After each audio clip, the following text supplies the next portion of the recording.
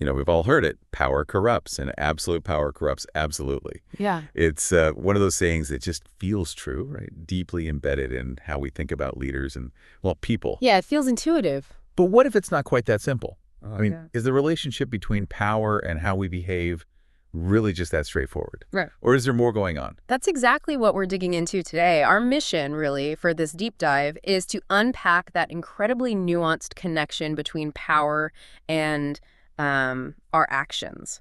We'll be drawing on some cutting-edge research, classic, really famous psychological studies, and also some sharp analyses of how institutions, whole systems, can get tangled up in corruption, often without, any single person meaning for it to happen. Okay, so the sources sound fascinating. We're looking at academic papers on different power concepts, right? And the details of that social psychology experiment everyone talks about. Yes, that one. And also deep dives into systemic institutional corruption. Right, so the goal is for you, listening, to walk away not just, informed, but maybe with a new lens, a sharper way to look at leaders, organizations, maybe even yourself, and how you react to authority. So, okay, we started by questioning that old saying, power corrupts. But the more we look, it seems like it's not just having power, is it? It feels like it's more about something internal, like how you actually think about power itself.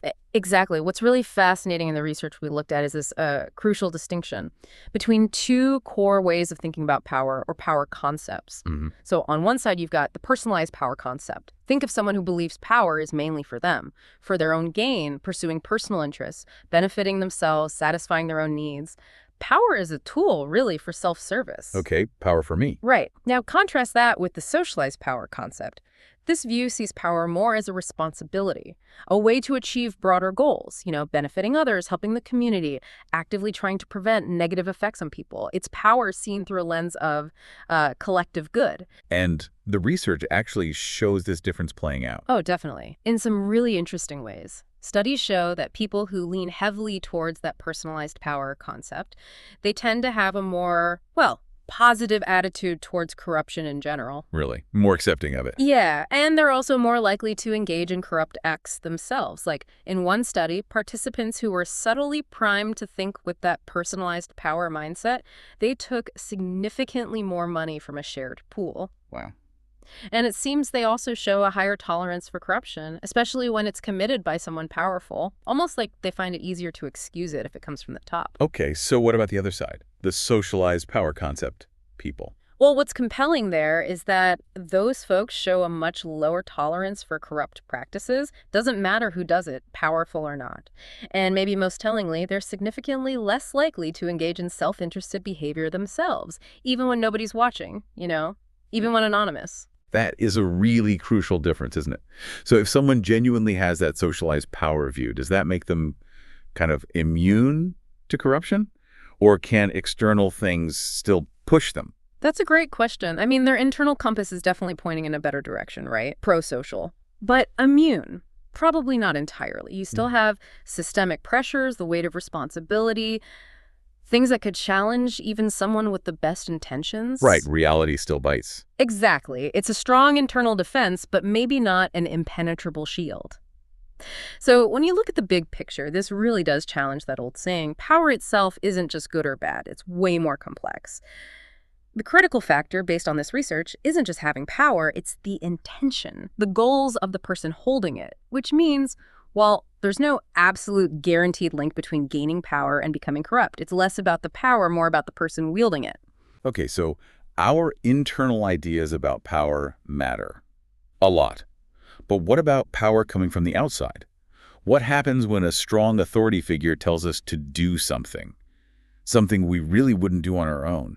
Well, that takes us straight into one of psychology's most famous and infamous experiments, the Milgram shock experiment. Even the name sounds dramatic. It really is a story.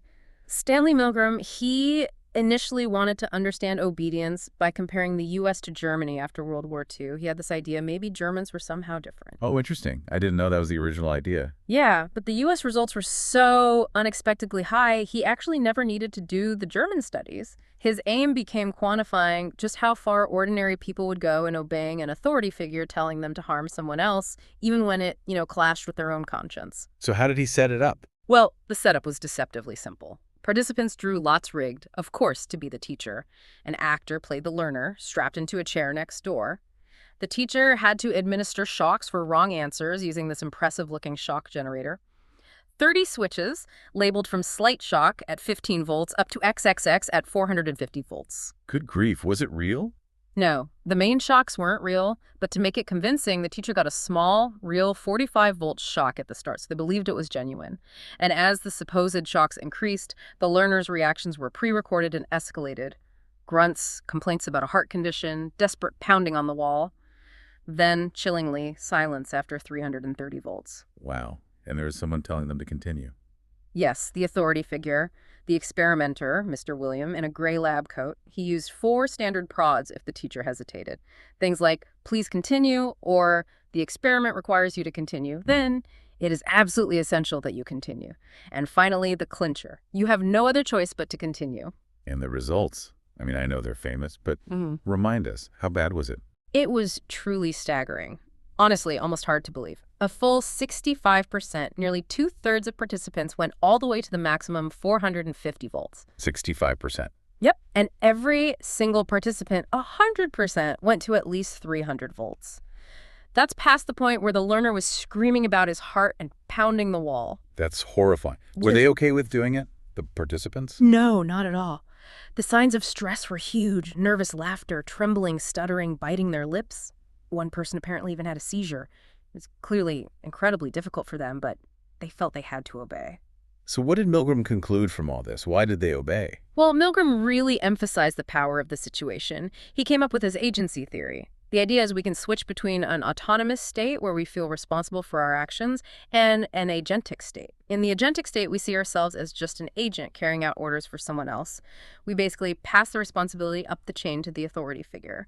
Milgram argued his participants mostly slipped into this agentic state. And why did they see the experimenter as such a legitimate authority? Several things probably contributed. The prestige of Yale University where it was conducted, the experimenter's lab coat, that symbol of scientific authority also, being physically separated from the learner, acted as a kind of buffer. And critically, the gradual increase in shock levels, it was incremental, making it hard to find a clear point to say, no, this is too much. Each step was just a little bit more than the last. It's chilling how easily that responsibility shift seems to happen. But did his work show why some people did manage to resist? Or was it just an overwhelming force for most? That's a really important question. Milgram did run variations where obedience dropped dramatically. For instance, if the experimenter gave orders by phone or wore ordinary clothes instead of the lab coat, obedience plummeted to around 20%. Okay, so the physical presence and symbols mattered. Hugely. And social support was key. If other participants' actors, again, refused to continue, obedience dropped to just 10%. So seeing someone else resist makes a big difference. A massive difference, and maybe the most telling variation. When 2 experimenters gave conflicting orders, one saying stop, one saying go on obedience, fell to 0. Complete standstill. Wow. So disagreement in authority breaks the spell. It seems to, but on the flip side, he also found a way to increase obedience. In a condition where the participant just had to instruct an assistant to press the switches, diffusing responsibility even further, obedience shot up to 92.5%. Unbelievable. So the situation can be manipulated to make us more or less obedient. Absolutely. Which, of course, leads to the ethical storm around Milgram's work, the deception, the psychological distress. It's still debated fiercely. But that controversy had a huge positive impact, actually. It directly led to the creation of modern ethical guidelines for research, things like institutional review boards, informed consent being mandatory, proper debriefing afterwards to explain everything and offer support. So it had a lasting legacy in how research is done. Definitely. And it's worth noting, too, that even modern replications done carefully within ethical guidelines like Berger's in 2009 or Polish studies more recently, they still find remarkably high levels of obedience. So the power of the situation, it seems just as relevant today. Okay, so Milgram really drives home the power of the situation. But let's circle back to the individual. It brings us back to that core question. Does power corrupt, or does it maybe just reveal something that was already inside us? Right, the power reveals idea. This got a lot of traction, especially after people took another look at that other famous controversial study, the Stanford prison experiment. Ah, yes, Zimbardo's experiment, where the guards became abusive. That's often held up as the example of power corrupting, isn't it? Exactly. It was often presented that way. Put good people in a bad situation with power and they become bad. But Later research really poked some holes in that simple story. A study in 2007 by Carnahan and McFarlane did something clever. They looked at the advertisements used to recruit for the original Stanford study and similar studies, and they found that the volunteers who were drawn to the ads specifically mentioning a prison study, the ones who ended up as guards, actually scored higher on things like aggressiveness, authoritarianism, narcissism, and low on empathy and altruism before the experiment even started. Whoa, so it wasn't necessarily that the power made them that way. Exactly. It suggests that the power didn't create those traits, but it maybe attracted people with those tendencies, and then the situation allowed or even amplified those predispositions. It exposed what was already there. So power acts like an amplifier, turning up the volume on existing traits. That's a great way to put it, the amplification effect. Power doesn't necessarily create the corruption, but it provides the stage, the opportunity for pre-existing tendencies, good or bad, to come out. It reveals them. You can sort of see that historically, can't Yeah. you? Like the Roman Emperor Caligula. Yeah. Didn't he start out seemingly okay? That's a classic example used in our sources. Yeah, apparently he was initially seen as this benevolent, hopeful leader, but then quite quickly he descended into this incredible tyranny and cruelty. The argument isn't that power twisted him into something he wasn't, but rather that it amplified his existing underlying traits of corruptibility and debauchery. Power just removed the constraints. So power lets the mask slip. In a way, yes, as one quote puts it powerfully, power always reveals. When people gain power, maybe the need to camouflage their true inclinations decreases. Their real selves become more apparent. There's even some interesting biological research hinting at this, linking leader corruption not just to high power, but also to high baseline testosterone levels, suggesting an interaction, between the situation of having power and the individual's own biological makeup. Okay, so power reveals or amplifies. Once someone has power, what are the specific ways these revealed traits or situational pressures actually start to, well, mess things up? Our sources listed quite a few worrying effects. Yeah, it's quite a range. One startling idea is that power can be genuinely addictive, a bit like fame or even drugs. There's evidence linking it to the brain's reward system, the dopaminergic pathway. Addictive. How does that play out? Well, if it feels good, you want more of it, right? So it can drive people to accumulate power, hold on to it, maybe through things like nepotism, hiring friends and family, or cronyism, just surrounding themselves with loyalists to maintain control. Okay, that makes sense. What else? Then there's this tendency towards self-righteousness and hypocrisy. It seems powerful individuals are often quicker to judge others harshly for moral failings, while being, shall we say, less strict with themselves. Do as I say, not as I do. Pretty much. Power can foster this sort of false sense of moral superiority, which makes it harder to reflect on your own behavior. It kind of blocks self-awareness. And I remember reading about empathy. Yes, a really consistent finding is decreased empathy and compassion. Research suggests power can reduce empathic concern, make people less sensitive to others' feelings, less attuned to their pain. It's even been linked to socioeconomic status. Higher status sometimes correlates with reduced neural responses when seeing images of others in pain.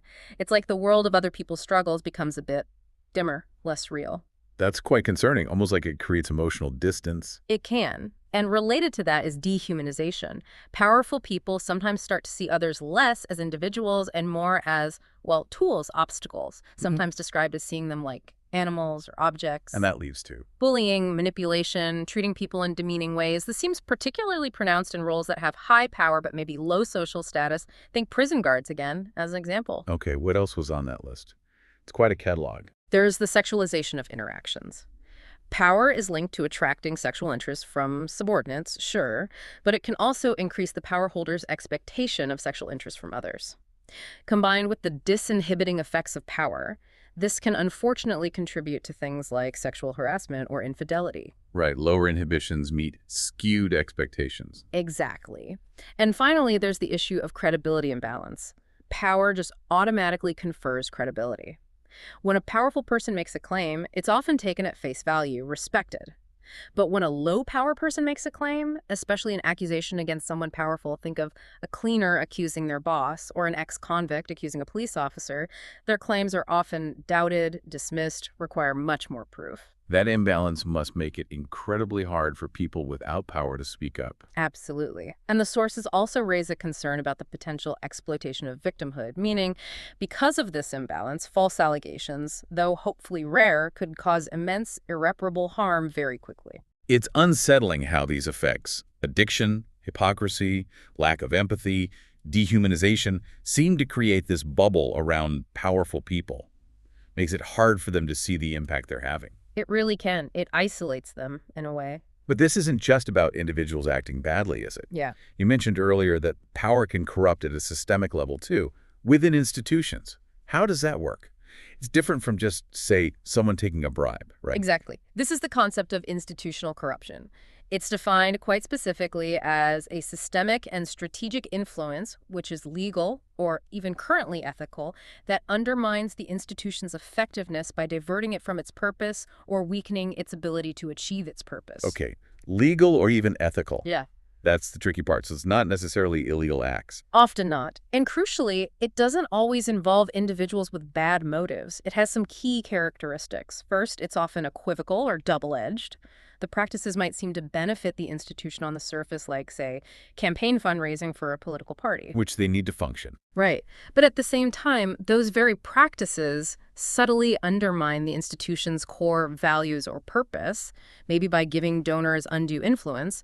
Second, it's impersonal. People acting within their roles often don't feel like they're doing anything wrong. They might be good souls, as the source material puts it, just doing their job as they understand them, but the system itself leads to a corrupting outcome. So it's not about individual bad apples necessarily. Well, primarily. And third, it's generalizable. This isn't just a government problem. You see patterns of institutional corruption in all sorts of sectors: pharmaceuticals, media, universities, banking. Anywhere there are powerful institutions with specific goals. Okay, so what are the components that make this institutional corruption happen? Our sources mentioned 3 key elements. Yes. First is institutional gain. Unlike a personal bribe that goes into someone's pocket, this is about benefits needed for the role or the institution itself, like those campaign contributions we mentioned. The problem isn't necessarily the gain itself, but how it's obtained. The challenge is finding alternative, less distorting ways to provide that necessary resource. Right, so it's not about stopping fundraising, but maybe finding public funding or different ways to do it. Exactly. Second is institutional advantage. This is often less about getting a specific favor and more about getting privileged access. Large donors, for instance, might not buy a specific vote, but they get more meetings, their calls get returned faster, their perspective is heard more often. That access itself is a huge advantage that can skew outcomes. Just being in the room where it happens gives influence. Precisely. And the third element is the crucial one, the connection, or what's called an institutional tendency. This is key. The link isn't necessarily an individual's corrupt motive, but a systemic tendency. The conditions within the institution naturally tend to subvert its own legitimate procedures or goals. So the system itself is sort of tilted. In a way, yes. Which is why rules about the appearance of corruption or managing conflicts of interest are so important, even if nobody involved has actively malicious intent. The structure itself creates the potential for the purpose to be undermined. So if it's systemic, how do you hold anyone accountable? Mm-hmm. Or fix it? That's the huge challenge. Hierarchical structures, while they create order, can also lock in power imbalances. They can even, as we discussed, attract more narcissistic individuals to the top. This often leads to people lower down feeling disempowered, stifled. So, tackling institutional corruption requires more than just catching and punishing individuals. It needs deeper, more radical reforms that change the rules of the game, the incentives within the system. Like what kind of reforms? Well, things like finding truly independent leaders who aren't beholden to the existing flawed system. Sometimes adopting a Big Bang approach, meaning comprehensive, rapid, system-wide changes rather than just tinkering. And a big focus is on deep democratization, bringing more voices, meta-perspectives, especially from those less powerful, into the actual governing and decision-making processes. More transparency too, I imagine. Absolutely. Transparency is key. And clarity of responsibility, making it really clear who makes which decisions, reducing the ability to shift blame around the system. It's about redesigning the structures themselves. Wow. Okay. We started this deep dive just questioning that simple phrase, power corrupts. And what we found, well, it's incredibly more complex, isn't it? Absolutely. Power isn't some single simple force. It's this really complex phenomenon. We've seen how it can be profoundly shaped by our own intentions, that personalized versus socialized concept. We saw how overwhelmingly powerful the situation and external authority can be, like in Milgram's unsettling experiments. And maybe most profoundly, how power can act as that amplifier, revealing the very core of who we are, for better or worse, making our hidden tendencies visible. And there's that whole other layer, how corruption can weave itself into the fabric of our institutions legally, impersonally, but still undermining what they're supposed to do. Exactly. It's operating on multiple levels simultaneously. So thinking about all this, what does it mean for you listening right now? I guess it's an invitation maybe to look at the world a bit differently, to notice how you perceive and maybe use power in your own life, even in small ways, and also how the systems around you at work, in your community, in society, how they might be shaping behavior, subtly or not so subtly. Yeah, I think this understanding encourages us to question not just the individuals with power, but the structures, the context, the situations that enable certain behaviors and maybe discourage others. It leaves us with a really important question, I think. In a world where power is always going to be present, how do we consciously try to foster environments and cultivate approaches within ourselves that ensure power reveals our best selves, our most constructive pro-social intentions, rather than amplifying our worst?